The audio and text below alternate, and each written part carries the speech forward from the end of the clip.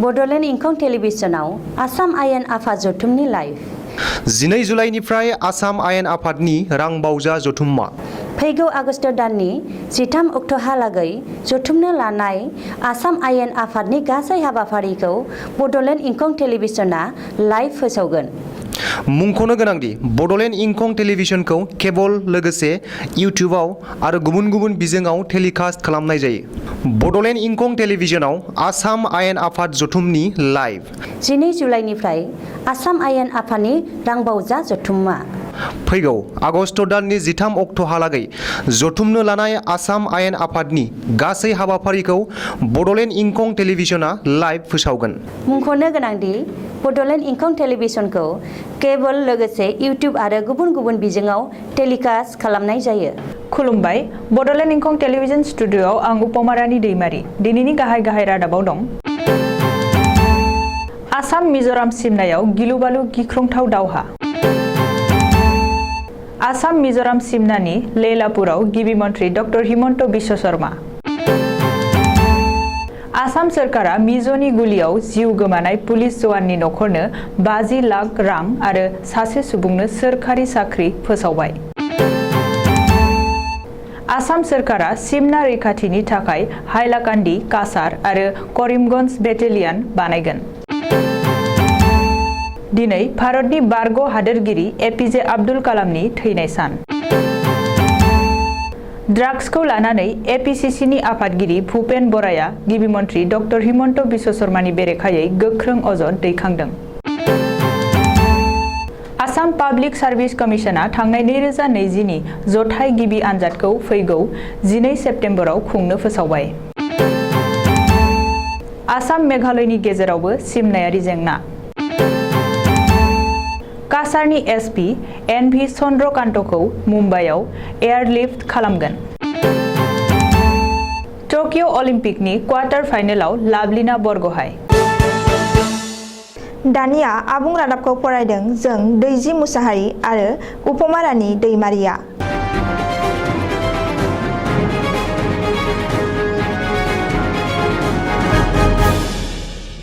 आसाम मिज'राम सिमनायाव आरोबाव फिन दुंहाव थासारि। बे थासारिया जादों आसाम मिज'राम सिमनायाव मिज'रामनि थागिबि सुबुंफोरा आयेन बेरेखायै सिमा दखल खालामनो नाजानायनि थाखाय।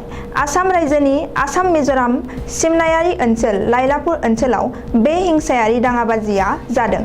सुलुंनि बादिब्ला आसाम पुलिस आरो मिज'रामनि पुलिसनि गेजेराव बे सिमनायारि थासारिखौ लाना गोलाव सम आरो मोगा-मोगि गावलायलायनायनि जाउनाव आसाम पुलिसनि 5 जवानफोरा मुंख्लं जायो आरो काछार जिल्लानि एसपि एन.भि. चन्द्रकान्त बिथांनि आगसि आथिंआव गरनै गुलि नाङो आरो 53 पुलिस जवानजों लोगोसे 59 जखम जानाय सुबुंफोरखौ सिलचर मेडिकेल कलेज आरो हस्पिटालाव फाहामथायनि थाखाय थिसननाय जायो। मिथिनो मोननाय बादिब्ला मिज' पुलिसनि गुलि नांजानाय काछार जिल्लानि एसपिनि हालोदा जोबोद गाज्रि आरो बिथांखौ आइसिइउआव एडमिट खालामनाय जायो। मख'नो गोनांदि बे जाथायनि बागै खौरां मोनना मन्त्रि पीयूष हाजरिकाया सिलचर मेडिकेल कलेज हस्पिटालाव जखम जानाय आसाम पुलिस एबा रैखाथि जवानफोरखौ दिनै हराव खौरां लाहैयो। बे दाङाबाजिनि सोमोन्दै आसामनि गिबि मन्त्रि डक्टर हिमन्त बिश्व शर्माया मिज'रामनि गिबि मन्त्रिजों जानबुंनि गेजेरजों रायज्लायदों होनना मिथिनो हानाय जादों। नाथाय अब्लाबो थासारिया गाज्रिसिनसो जासिनदों। बे दुंहाव थासारिखौ नुनानै आसामनि काछार जिल्लानि आसाम मिज'राम सिमनानि थागिबि सुबुंफोरा गाव गावनि न'निफ्राय थफ्ला-थफ्लि लाना ओंखारलांनाय खौरांबो फैदों। लोगोसे बे सिमनायारि दावहायाव आरोबाव आसाम पुलिस जवानफोरनि खहा जाबावगोननि सन्देह दं होनना सुलुंनिफ्राय मिथिनो मोननाय जादों। आसाम मिज'राम सिमनानि लैलापुराव दिनै दावबायहैदों आसामनि गिबि मन्त्रि डक्टर हिमन्त बिश्व शर्माया। गिबि मन्त्रिया दिनै लैलापुराव दावबायहैना आसाम मिज'राम हिंसायारि जाथायनि सायाव खौरां लाहैदों। गिबि मन्त्रि डक्टर हिमन्त बिश्व शर्माया लैलापुराव दावबायनायनि सिगां दिनै फुङाव सिलचर मेडिकेल कलेज देहा फाहामसालियाव थांना मिज' पुलिसनि गुलियाव जखम जाना देहा फाहामसालियाव थिसनजानांनाय पुलिस जवानफोरखौ खौरां लाहैयो। बेनि उनाव गिबि मन्त्रिया मिज' पुलिसनि गुलियाव मुंख्लं जानाय आसाम पुलिसनि 5 बिर जवानफोरखौ जोबथा बिदाय होनाय हाबाफारियावबो बाहागो लायो। आसाम पुलिसनि साबा मुंख्लं जवानफोरखौ काछार जिल्लानि जिल्ला बेंगिरि मावख'नि लांगोनायाव रायजोआरि मान होनानै दिनै बिदाय होयो आरो गावबा गावनि न'आव दैथायहरो। आसाम मिजोराम सिमनायाव मुंख्लं जानाय जवानफोरखौ फारियै शामसुद जावान, लिटन शुक्लबैद्य, सपन राय, माजरुल हक, समुज्जल भरपुआ आरो नजरुल हक लखर होननानै सिनायथिदों। मख'नो गोनांदि समबारखालि मिज' पुलिसआ आसाम पुलिसनि सायाव गाग्लोबनाय जाथायाव आसाम पुलिसनि साबा जवानफोरा मुंख्लं जानायजों लोगोसे सासे थागिबि सुबुङा जिउ गोमादों। बेनि अनगायैबो काछारनि एसपिजों लोगोसे गोबांसा पुलिस जवान आरो थागिबि सुबुंफोरा जखम जानो गोनां जादों।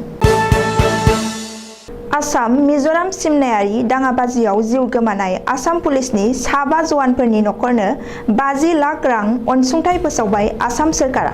बेजों लोगोसेनो नखरनि सासे सुबुंनो सोरखारि साख्रि फोसावदों।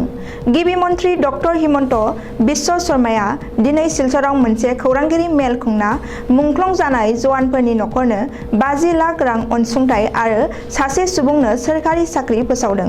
गुबुन फारसे मिज' पुलिसनि गुलियाव जखम जानांनाय सा 42 पुलिस जवानफोरनि थाखायबो सासेयाव 1 लाख रां अनसुंथाइ फोसावदों गिबि मन्त्रि डक्टर हिमन्त बिश्व शर्माया।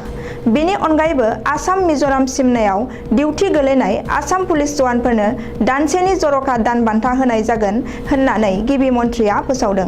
मख'नो गोनांदि मिजोराम सिमनायाव मिज' पुलिसनि गुलियाव जिउ गोमानाय पुलिस जवानफोरखौ मान होनानै आसाम सोरखारा रायजो नाङै सानथाम रायजोआरि दुखु फोरमायनाय सान फोसावदों आरो बे सानथामाव मुंख्लं जवानफोरखौ मान होनानै माहारियारि फिरफिलाखौ गाहायाव बिरहोनो गिबि मन्थ्रिया बिथोन होदों। रायजो नाङै दुखु फोरमायनाया दिनैनिफ्राय जागायबाय। समबारखालि मिज'रामआ आसामखौ गाग्लोबनायनि उनाव आसाम मिज'राम सिमनायाव गोख्रों रैखाथि होनो थाखाय फोसावदों गिबि मन्त्रि डक्टर हिमन्त बिश्व शर्माया। आसाम मिज'राम सिमनायाव गोख्रों रैखाथिनि थाखाय 2000 कामान्ड' थिसननाय जागोन होननानै गिबि मन्त्रि डक्टर हिमन्त बिश्व शर्माया दिनै खौरांगिरि मेलाव बुंदों। मख'नो गोनांदि जों जोंनि सिमनाखौ रैखा खालामथारनांगोन।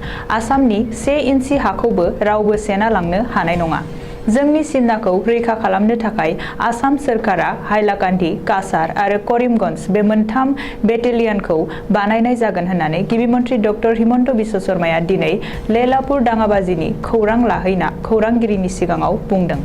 आसाम सोरखारा आसाम मिज'राम सिमनायारि दाङाबाजिखौ लाना मिज'रामनि हेंथायै जौसिन बिजिरसालियाव थांगोन आरो सिमनायारि ओनसोला हाग्रा ओनसोल आरो बेयाव रावनिबो थानायनि खाबु गैया।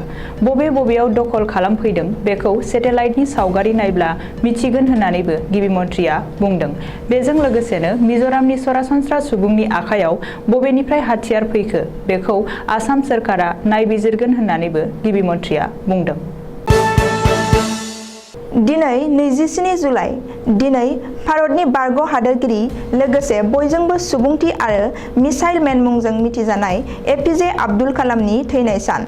बिथाङा थांनाय 27 जुलाइ 2015 इं मायथाइयाव हार्ट एटाक जानानै जोबथा हां हगारो। बिथां एपिजे आब्दुल कालामआ 1931 इं मायथाइनि 15 अक्ट'बराव तामिलनाडुनि रामेश्वरमाव जोनोम जादोंमोन। मख'नो गोनांदि एपिजे आब्दुल कालामआ इं 2002 मायथाइयाव भारतनि 11थि हादरगिरि जानो हादोंमोन।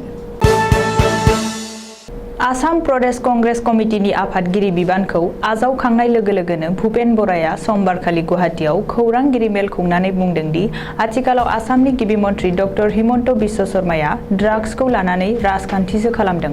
मानो होनोब्ला दासिमाव जेसेबां ड्राग्स फालांगिरि हमजानायफोरा गासिबो फिसा फिसौ फालांगिरिफोरासो पुलिसजों हमजाबाय थादों।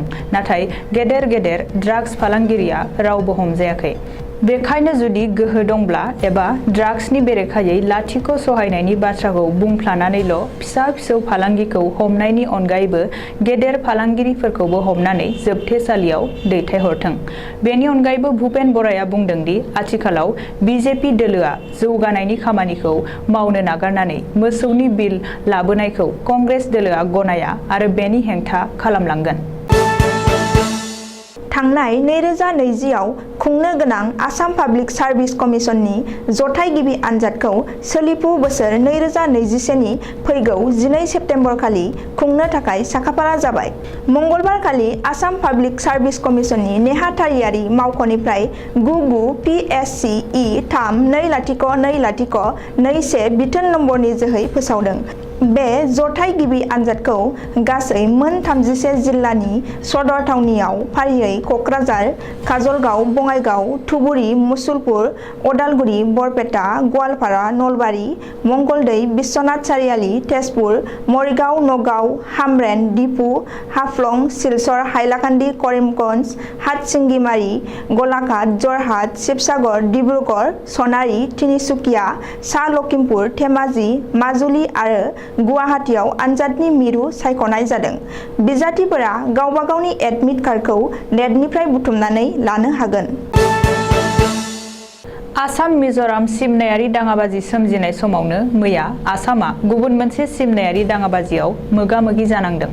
मैया आसाम मिज'राम सिमनायारि दाङाबाजिनि अनगायैबो आसाम मेघालयनि गेजेराव सिमाखौ लाना एना-एनि जायो। आसाम मेघालय सिमा बशिष्ठनि खोला गणेशनगराव बे जाथाया जादों। मख'नो गोनांदि मेघालय इलेक्ट्रिसिटि कर्परेसन लिमिटेडआ गणेशगढ़ ओनसोलाव मोब्लिब खुन्थिया गायफैनायखौ लानानै गुबुन मोनसे रायजोआरि दाङाबाजि जाथाया जानो लागै लादोंमोन।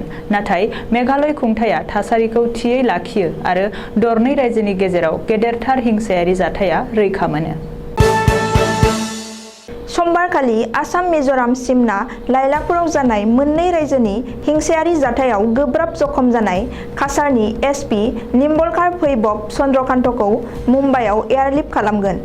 नखरनि सोद्रोमाफोरनि लुबैनाय बादियै गोजौ फाहामथाय आरो अपारेशननि थाखाय सिलचर मेडिकेल कलेज आरो हस्पिटालनिफ्राय मुम्बाइसिम एयारलिफ्ट खालामगोन।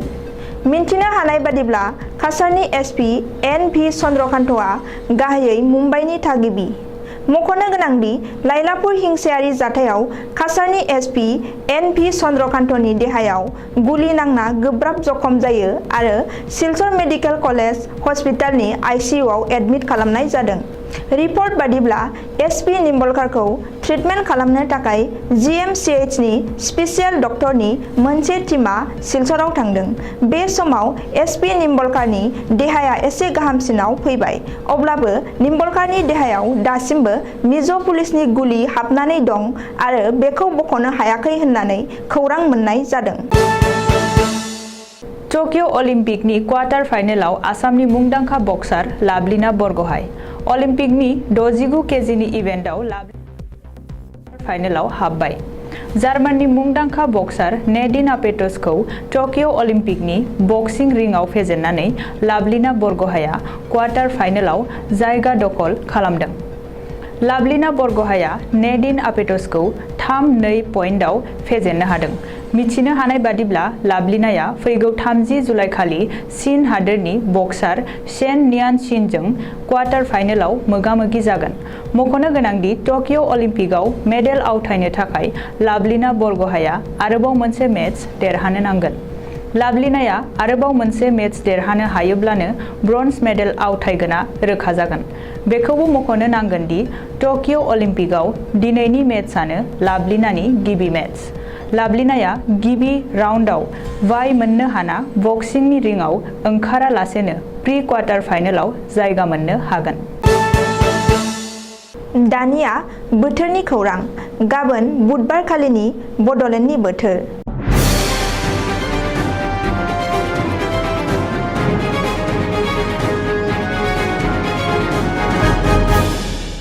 भारतनि बोथोर बिगियानख'नि सुलुं बादियै गाबोन बुधबार 28 जुलाइखालि बड'लेण्ड हालामनि अख्राङाव दोमैलुनायजों लोगोसे अखा हानाय आरो सान्दुं दुंनायनिबो इसारा दं। बड'लेण्डनि आवथायाव थानाय मोनब्रै जिल्लानि बोथोरनि गाबोननि सुलुंफोरा जाबाय फारियै क'क्राझार जिल्ला। गाबोन क'क्राझार जिल्लायाव बोथोरा 32 डिग्री सेलसियास जागोन। चिरां जिल्ला। गाबोन चिरां जिल्लायाव बोथोरा 32 डिग्री सेलसियास जागोन। बाक्सा जिल्ला। गाबोन बाक्सा जिल्लायाव बोथोरा 33 डिग्री सेलसियास जागोन। अदालगुरि जिल्ला। गाबोन अदालगुरि जिल्लायावबो बोथोरा 33 डिग्री सेलसियास जागोन। दिनैनि रादाबा एसेनोसै। गोजोन्थों।